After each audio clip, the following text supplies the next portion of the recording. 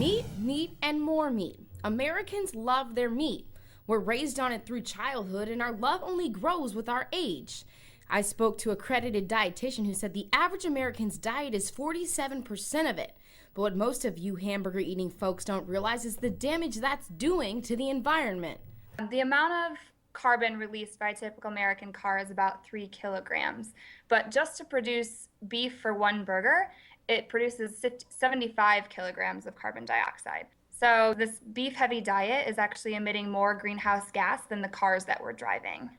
Okay, so take a breath and try not to feel attacked, because you don't have to give up hot dogs cold turkey, but maybe consider eating less, a trend that has recently been coined, Flexitarianism.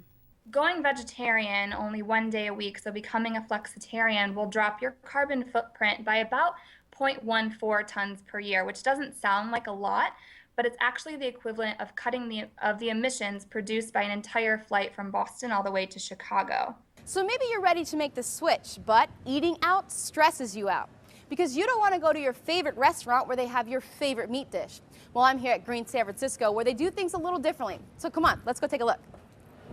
Greens is a vegetarian restaurant. We're very well known. We've been making delicious vegetarian food all these years. And I think probably the most noteworthy thing about Greens is just that we were presenting vegetables and vegetarian cuisine as a cuisine in its own right. So it was like a celebration of vegetables. We've always made vegetables stand on their own. We're not looking for meat substitutes. So what's the big deal? Well, there are serious health benefits linked to eating less meat. You will be consuming less saturated fat, lowering your risk of heart disease and your cholesterol level. Not to mention, you'll see smaller numbers on the scale.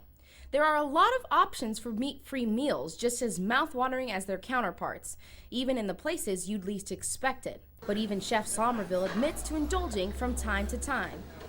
I'm a vegetarian, really 99.9% of the time, but occasionally I eat a little chicken and a little fish. Sometimes when getting together with friends and family, it's just easiest to just have a little bite of something. So therefore, I call myself a flexitarian. So if you are committed to reducing your carbon footprint and even becoming healthier, try it. But as Chef Somerville reiterates, when you do eat meat, you have nothing to feel guilty about.